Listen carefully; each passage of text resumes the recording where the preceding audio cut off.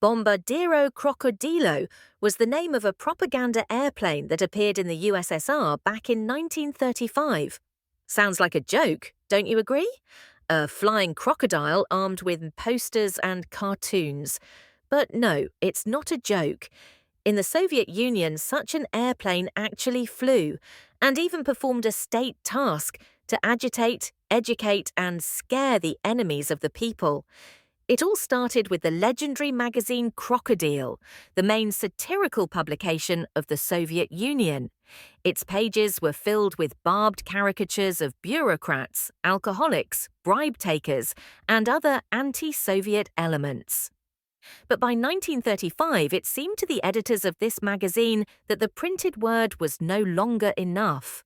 It was necessary to reach new heights, literally. The idea was simple and ingenious in its own way. Take an existing airplane, paste it with satire, make it something recognizable and loud, and let it fly.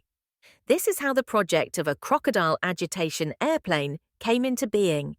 The Ant-9, a Soviet passenger airplane developed by the Tupolev Design Bureau, was chosen as the basis, a reliable machine with an aluminum fuselage, 3 engines, and the ability to carry up to 10 people. But this Ant-9 became special. It was repainted green, had a huge mouth with teeth on its nose, painted eyes, and imitation scales along the hull like a real crocodile.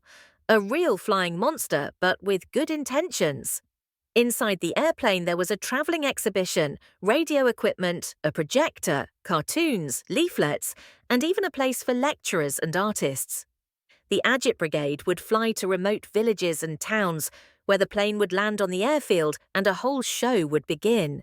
People flocked to gaze at the unusual air monster, and at the same time to listen to lectures, watch films, read the latest cartoons, and get a dose of ideologically correct humour. The airplane became a true symbol of air satire. It didn't drop bombs, it dropped funny and barbed ideas. Instead of weapons, satire. Instead of targets, laziness, drunkenness, ignorance.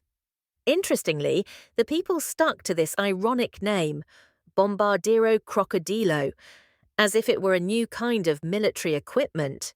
And even though in reality it didn't attack anyone, its mission was no less serious, to educate the Soviet citizen. Alas, the airplane has not survived to this day. But its story is a great example of how creative and unexpected projects in the Soviet Union could be, especially in the field of propaganda. Such a flying crocodile, armed with a sense of humour and a state order.